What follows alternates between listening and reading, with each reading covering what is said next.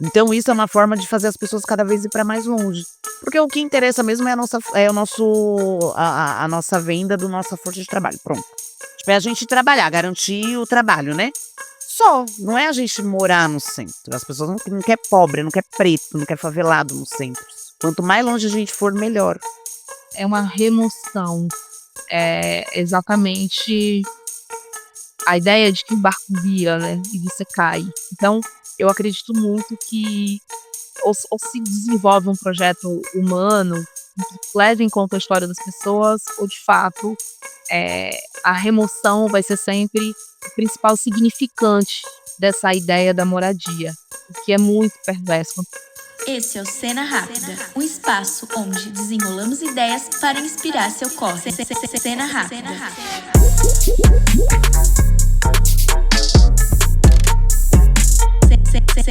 Cena Rápida. Oi, pessoal, tudo beleza? Bem-vindos ao Cena Rápida. Aqui o objetivo é falar sobre pessoas e iniciativas em movimento pelas quebradas, que estão propondo ações e debates pela garantia de direitos, e assim refletir sobre o que tem por trás de todo esse corre. Eu sou Analice de Lima, sua companhia durante todo o episódio. O Cena Rápida é uma produção do Desenrola e Não Me Enrola, um veículo de jornalismo periférico que atua com educação midiática e produção de conteúdo sobre, com e para as periferias. Aproveita e acompanhe nossos conteúdos lá no desenrolaenomeenrola.com.br. Lá tem também todos os outros episódios do nosso podcast. Quando eu estava produzindo esse episódio, uma cena me tocou muito. Eu estava esperando um Uber com um colega de produção e uma criança que morava na ocupação dos Queixadas com sua mãe passaram voltando da escola. Atrás delas vinha uma retroescavadeira. A criança abraçou a mãe forte e começou a chorar, dizendo que não queria perder sua casa. Até agosto de 2023, segundo dados da Secretaria Municipal de Habitação, a SEAB, levantados pelo Núcleo de Conflitos Fundiários, haviam mais de 115 mil famílias vivendo em 567 ocupações da cidade de São Paulo. Ou seja, se considerarmos a média de 5 pessoas por família, um casal com 3 filhos, isso seria 575 mil pessoas vivendo em ocupações da cidade. Nesse episódio, vamos falar sobre como as soluções e estratégias de moradia são exemplos de direitos sociais, que diariamente são atacados. Para esse papo, conversamos com a Vanessa Mendonça, moradora da ocupação dos Queixadas e militante do movimento Luta Popular, e com a Amanda Amparo, que é antropóloga. Bora lá desenrolar esse papo? A ocupação dos Queixadas, desde os primeiros dias, teve ordem de despejo, né? Pedido de reintegração de posse. Essa área é uma área de 10 mil metros quadrados. Hoje em dia abriga quase 100 famílias. E a pessoa que se diz proprietária, ela é nossa vizinha. Ela mora exatamente aqui do nosso lado, bem do nosso lado. Então, ela, embora não tenha documento de posse, ela também está pedindo um processo, ela está num processo de uso capião também da área.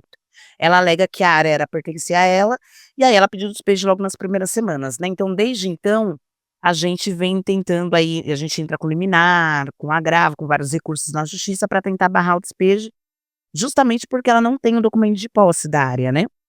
Quem compartilha essa história com a gente é a Vanessa, integrante do movimento Luta Popular, que desde 2013 mobiliza lutas por moradias em São Paulo.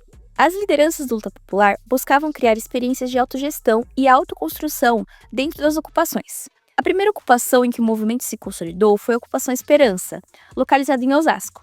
Lá moram 500 famílias. Atualmente, eles correm risco de despejo. Desde 2019, o movimento também mobiliza a luta na Ocupação dos Queixadas, lar da Vanessa. Inicialmente, a Ocupação dos Queixadas surgiu do distrito de Perus, zona noroeste de São Paulo, com cerca de 200 famílias que tentaram ocupar uma área desabitada no território, mas não obtiveram sucesso. Dias depois, a Ocupação dos Queixadas se muda para o território atual, em Cajamar, onde vivem há 6 anos.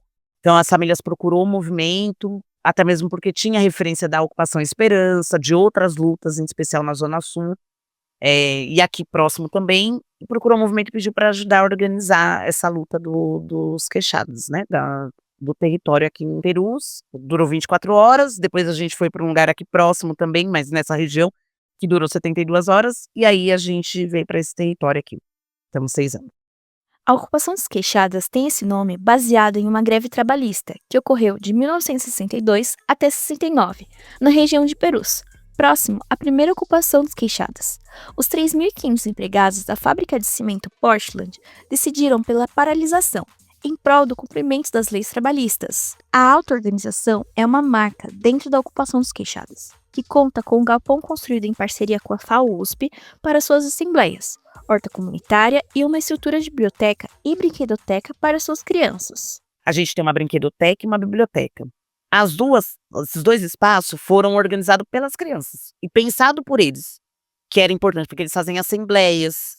A gente, desde o pequenininho que subiu, a gente faz assembleia e coloca todo mundo para conversar, para eles se resolverem, para eles decidirem o que eles acham importante. Inclusive, eles têm total clareza sobre a questão do despejo, quem são os responsáveis por se a gente for despejado. Então, e não é nem para alimentar o ódio deles, não, é para eles saberem que as coisas, tem gente mal, tem gente que poderia resolver o problema e não quer, né? E eles sabem quem são os responsáveis, que não é culpa deles, não é culpa da mãe deles, do pai deles, é porque tem gente que quer só proteger quem tem dinheiro, né? Então, isso pra gente é importante, porque essas crianças, que nem aquele menino que passou dando tchauzinho, bebezinho, quando ele tiver 20 anos, ele vai tocar uma luta sozinho, se for preciso. Sozinho, no sentido de organizar outras pessoas, de fazer com outras pessoas, sabe? Então, isso pra gente é uma das coisas mais importantes. Falar sobre moradia é muito mais do que falar sobre as casas das pessoas. Nesses locais, encontramos histórias diversas, e dentro de cada ocupação, encontramos afetos também. Vanessa destaca que essa é a maior lição que tira do seu trabalho como militante. Que uma ocupação é histórias, né? É histórias de mãe, de pais, de crianças, de adolescentes, sei lá. É histórias. E é histórias que, por mais que seja de caminhos totalmente diferentes um dia, quando você ocupa, você ajunta tudo aquilo lá, num território pequeno. E que as pessoas vão construindo ao longo dos anos, dos meses, e elas vão se conhecendo, e aí você vai vendo as relações, assim. No nosso caso, porque a gente é muito pequenininho, mas na Ocupação Esperança também não é diferente, que é 500 famílias, né? Você vai vendo as relações que vai se criando, os laços que vai se criando, e aí a sensação que dá pra gente é que é todo mundo uma grande família gigante, assim, que tem os seus problemas internos, seus conflitos internos, mas que é todo mundo junto, assim, né? Então, mesmo as histórias sendo diferentes, elas se cruzam, e nas ocupações, geralmente, elas se cruzam e ficam ali cruzadinhas durante o tempo que tá durando a luta, né? Isso, pra mim, eu acho que é o mais gratificante, porque a gente aprende o tempo todo. E eu acho que isso é bacana, assim, essas retomadas de território, né? Hoje em dia é muito discutido dentro de alguns movimentos sobre que a gente não é ocupar, né? É retomar, né? Somente os indígenas discutem muito isso sobre a retomada. E a gente acha, ou os quilombos urbanos, né? Que também a galera tá falando bastante. Então a gente acha que essas experiências, pra mim, e eu vou falar em nome do movimento mesmo, além de mim, que eu acho que eu compartilho isso com os meus camaradas, é isso, é a gente conseguir vivenciar, ter a vivência dessas histórias cruzadas e que fortalece mesmo, assim, todo dia. Na ocupação dos queixadas, esse processo de retomada tem passado por alguns entraves institucionais. Na Prefeitura de Cajamar, região na qual a ocupação está desde 2019, o atual prefeito, Cauã Humberto de Souza Santos, do PSD, tem favorecido o processo de remoção. Eles não pedem o despejo, mas querem dar todo o aparato para o despejo acontecer. Por incrível que pareça, o governo do estado, do Tarcísio, agora com essa gestão atual, agora da Secretaria de Habitação do governo do estado, eles falaram que eles têm interesse em fazer um estudo para a regularização da área, através do programa Cidade Legal. O governo do estado tem interesse, o governo federal também disse que tem interesse em regularizar através do novo PAC, né, dos Periferias Vivas, mas o nosso problema maior e central é a prefeitura, que não quer de jeito nenhum regularizar ou resolver o problema das famílias. É refletindo a sua luta com o movimento de moradia que Vanessa fala sobre o processo de requalificação urbana feito pela gestão atual no centro da cidade de São Paulo. Uma das medidas foi a transferência da sede do governo para o Campos Elíseos, o que resultou na desapropriação de imóveis, futura realocação do terminal de ônibus Princesa Isabel, entre outras mudanças na estrutura da cidade. Toda vez que vem com vários projetos de reorganizar os grandes centros ou, né, rearticular as construções, ou fazer sei lá o quê, isso quer dizer que vai tirar as pessoas mais pobres que estão ali perto, né? O Moinho é um exemplo disso. Tudo para ser feito um parque, talvez para o governador, quando abrir a janela da sala do gabinete dele, eu poder olhar para um parque e não para uma favela. já que a sede do governo vai para lá, né, para o Campos Elíseos. Além, a gente fala muito do Moinho, mas tem as famílias do próprio Campos Elíseos, que é muita gente. E hoje você anda ali naquele centro, você vê um monte de casa já com concreto na porta, ou já destruída, ou também já tá virando também escombros por ali. Então acho que esse é um projeto para tirar as pessoas mesmo, sabe, do centro. Vanessa exemplifica sobre o processo de gentrificação, a partir do ponto de vista de uma colega que mora na favela do Moinho e recebeu uma carta de crédito para a compra de um imóvel de até R$250 mil, subsidiado pelo Fundo de Arrendamento Residencial e pelo governo do estado de São Paulo. É para tirar. É a mesma coisa que a gente estava falando de manhã. A família que foi ver o apartamento que eles falaram da carta de crédito, de 35 metros quadrados, ela estava indignada, falou, como que eu vou levar meus 5 filhos para lá? Que não cabe nem eu. Eu entrei no apartamento, não cabe eu. Não tem onde lavar roupa. Porque tem as lavanderias agora, as coletivas, que você paga para poder lavar roupa. Tipo, e a mulher é catadora. Como é que ela vai morar no centro? Tô falando dela, mas como quase todo mundo vai morar no centro. Como eu vou morar no centro? Tipo, então isso é uma forma de fazer as pessoas cada vez ir para mais longe. Porque o que interessa mesmo é a nossa venda da nossa força de trabalho. Pronto. Tipo, é a gente trabalhar, garantir o trabalho, né? Só, não é a gente morar no centro. As pessoas não quer pobre, não quer preto, não quer favelado nos centros. Quanto mais longe a gente for, melhor, né? Então, acho que esses grandes projetos aí é projeto de higienização e que não é só em São Paulo, só no grande centro da cidade de São Paulo, né? Em vários outros pontos tem. O que se coloca como requalificação do centro da cidade abre brecha para a especulação imobiliária e, por consequência, expulsa as pessoas mais pobres. A antropóloga Amanda Amparo estuda sobre corporeidades negras no território da Cracolândia, em São Paulo, e faz uma ponte com a fala de Vanessa e essa relação. Eu acho que, de algum modo, é necessário a gente pensar que os corpos das pessoas nessa instância da especulação imobiliária, ela também ganha um peso e um valor. Porque a gente está falando de casa, né? Então, financiarizar casas é colocar em xeque quem pode ou quem não pode morar em determinados lugares. E eu acho que a especulação imobiliária em São Paulo, nos últimos anos, vem muito para definir essa relação de uso do espaço, né? Do espaço público, do espaço privado também, porque a verdade é que o que a gente vem percebendo, principalmente de centro, mas também nas periferias, é uma certa expulsão das pessoas que habitam esse lugar, inclusive historicamente, que muitas vezes, nesses casos, se tratam de pessoas negras. Essas pessoas têm que sair desse espaço, porque a especulação imobiliária implica em tornar esses espaços mais caros, o que faz com que essas pessoas não possam habitar. E aí, quem passa a habitar? No geral, pessoas brancas de classe média alta, né? Então, a especulação imobiliária, do ponto de vista da perspectiva econômica, é como se a gente estivesse dizendo apenas que os lugares passaram a ficar mais caros, logo outras populações ou mesmo um determinado mercado se estabelece ali. O Luta Popular acredita que viver com dignidade é direito de todos. Por isso, a Vanessa explica que ter uma casa digna, com fácil acesso a serviços básicos, deveria ser um direito comum de todos os cidadãos. Eu acho que é mais lugar onde as pessoas possam viver. Viver com dignidade, não é só construir e jogar a gente lá na beira do estado ou na beirinha da cidade, porque é isso que eles estão fazendo agora, né? Higienizando o centro, higienizando tudo e colocando as pessoas lá para longe, sem acesso a nada, sem acesso a transporte público, sem acesso a nada. A gente acha que as pessoas têm que ter o direito de viver num lugar que elas têm um mínimo. E o mínimo dá a impressão que é só o mínimo mesmo, mas para o estado parece que é muita coisa. Você pedir para você ter um transporte na porta da tua casa, parece que é o fim. Pobre querer transporte na porta de casa. Você pedir para ter uma UBS próximo da tua casa, parece que é o fim. Parece que é uma coisa que não existe. Escola, parece que é um fim. Então eles querem que a gente vá morar muito longe para que a gente caminhe, ou que a gente fique muitas horas no transporte e tudo mais. E o que a gente quer ter é o direito à dignidade. Inclusive a dignidade essa que muita gente que tem dinheiro tem, né? É isso que a gente quer. Não é nada mais do que isso. A gente quer ter o mesmo conforto que tem em outros bairros aí nobres de outros lugares. Porque se lá pode ter, e é o Estado que coloca, também pode ter aqui. A Vanessa, como militante do Luta Popular, destaca a importância da requalificação dos imóveis ociosos como alternativa para o problema da moradia na cidade de São Paulo.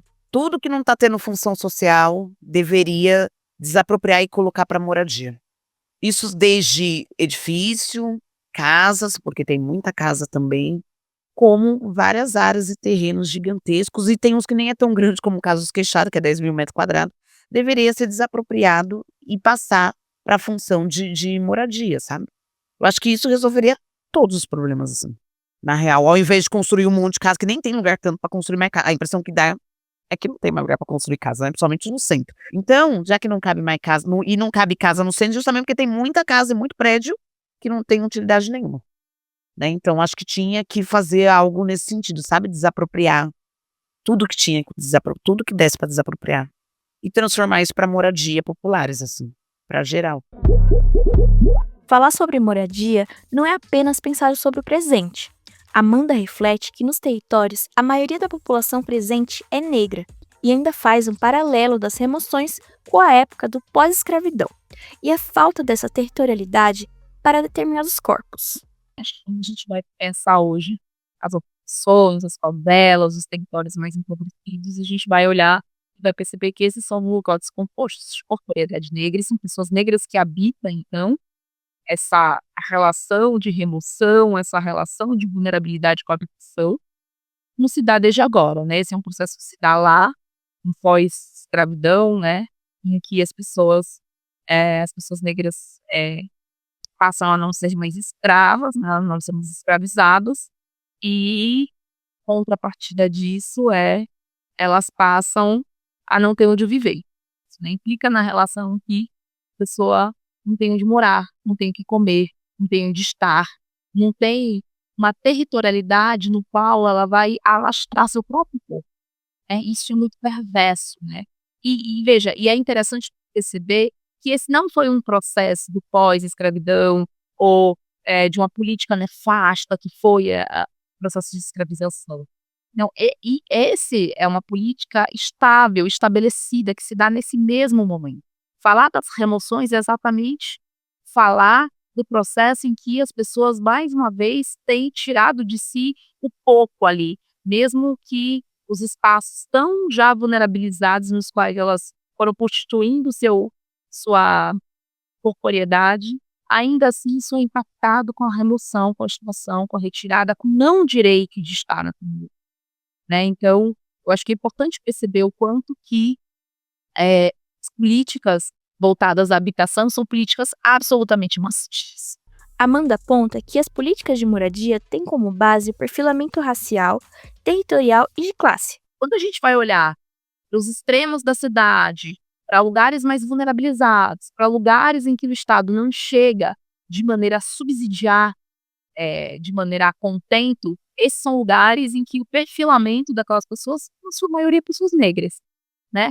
Então, sim, há um perfilamento de moradia que vai definir não apenas onde essa figura mora, onde essa pessoa mora, mas que vai definir a estrutura social e política de como ela consegue organizar sua própria vida, né? Vejam, a criminalização dos territórios parte exatamente da corporeidade das.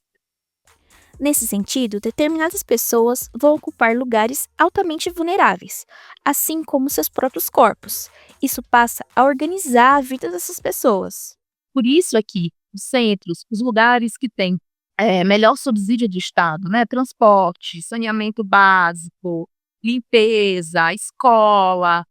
Esses são espaços mais habitados por uma população branca de classe média e de classe alta, né?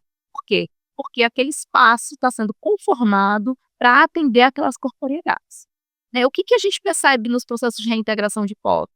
Exatamente, quando populações negras, historicamente, começam a habitar espaços que começam a ser, de algum modo, mais subsidiado pelo Estado, que está mais perto de pontos de acesso, que está mais perto de pontos culturais, esses espaços passam a ser, de uma certa forma, assediados por toda uma lógica econômica que pretende ressignificar aquela ocupação não apenas do ponto de vista econômico, né, mas o ponto de vista econômico define qual que vai ser a habitação daquele espaço, né? Então essas pessoas precisam desocupar, as pessoas precisam de algum modo serem expulsos dali para que outras propriedades acabam ocupando.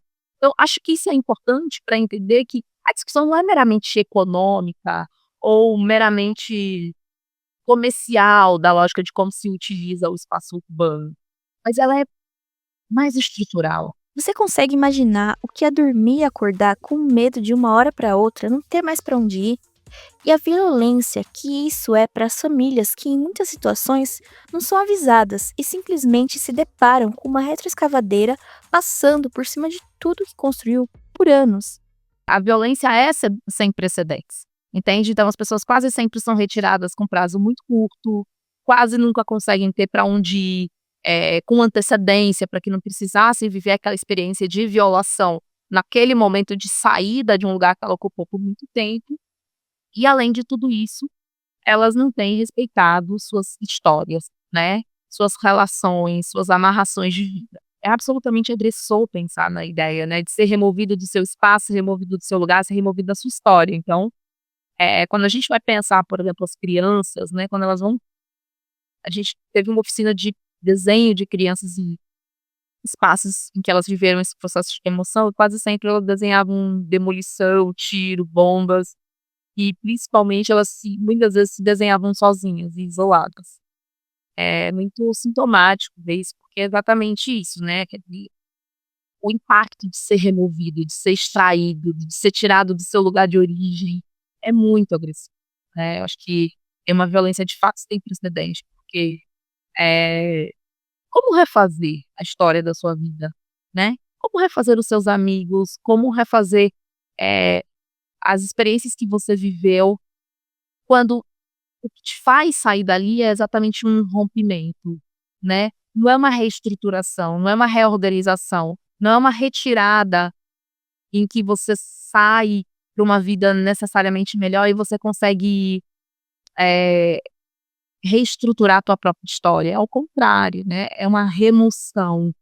É exatamente a ideia de que barco guia, né? E de você cai. Então, eu acredito muito que ou se desenvolve um projeto humano em que leve em conta a história das pessoas, ou de fato a remoção vai ser sempre o principal significante dessa ideia da moradia, o que é muito perverso. E é importante lembrar que o artigo 6º da Constituição coloca a moradia como um direito social. E não seria muito justo dizer que tem uma legislação que funciona quando o Estado decide remover pessoa. O que a gente percebe é que as relações são absolutamente diferentes quando se vai fazer acordos, por exemplo, em áreas de classe média e classe média alta, né? Aí, quando existe um interesse do Estado de usar um determinado prédio, um determinado espaço onde pessoas brancas de classe média habitam, aí a relação é muito diferente. Aí já é uma relação de cotação do imóvel dessa pessoa. Essa pessoa vai entrar numa lógica de negociação em que ela compreenda como justa, tem-se ali um interesse de deixar aquela pessoa plenamente satisfeita, o que é absolutamente contrário quando a gente vai ver as casas e os espaços onde vivem pessoas negras e pobres, né? Aí a relação é uma relação de autoridade e de opressão, né? Porque não tem uma legislação que garanta que essa pessoa só precisa sair, por exemplo, em condições absolutamente dignas e a contento da família dela. Não, aí o Estado define quais são as condições que ela sai, e se ela não sai num determinado tempo, ele vai utilizar da força para fazer com que ela saia, extraindo aí qualquer possibilidade de dignidade da relação de cidadania dessa pessoa. O luta popular está presente em outras ocupações pela cidade de São Paulo e também pelo Brasil. Apesar das dificuldades para a regularização fundiária, o movimento tem suas vitórias, após a luta e mobilização. É um trabalho bem, assim, a gente faz porque a gente acredita, né? A gente acredita na luta, a gente acredita que que os de baixo um dia vai poder derrubar os de cima, que é tanto quem oprime a gente. Então é um esforço extremamente coletivo, né? De vários militantes, e tem o Luta Popular, mas tem várias outras organizações, sindicatos, professores, enfim, estudantes, porque a gente sabe que se a gente fazendo junto, a gente já é massacrado. Se a gente fizesse coisas isoladas, individuais, a gente seria, né, a gente nem existiria mais, talvez, né. Então, militar num movimento como Luta Popular, que é um movimento nacional, está organizado em 8 estados hoje, né, tem ocupações em quase todos esses estados, alguns não têm ocupação, mas tem trabalho com imigrante, com associação de bairro. pra gente é difícil, mas é gratificante também. Porque é sinal que a gente tá no lado certo da história, né. Então pra gente é algo que por mais que seja, assim, pesado, né, pra quantidade de tarefas, a gente tem ocupações que conseguiu a regularização fundiária, que é o caso do Jardim da União no Grajaú, no extremo sul de São Paulo. No interior de São Paulo também tem ocupação que está caminhando para uma regularização fundiária depois de 6, 7 anos. A gente tem uma ocupação que é no campo, lá no interior de São Paulo também, que também está nesse processo de negociação com o INCRA. Então a gente vê que a luta vale a pena, assim. Por mais difícil que seja, ela vale o esforço, né. E aí, como esse papo te acessou? Ainda tem muita coisa a ser discutida sobre moradia. E lá nas redes do Desenrola, você pode compartilhar as fotos e os cortes de vídeo das entrevistas com a Vanessa Mendonça e com a Amanda Amparo. Por lá, vocês conseguem acessar as redes delas também. O Cena Rápida está sempre disponível no Spotify e no nosso canal de vídeos. Também está no site desenrolenãomenrola.com.br. Por aqui a gente segue com as ideias desenroladas para inspirar o seu corre. Um beijão e até o próximo episódio.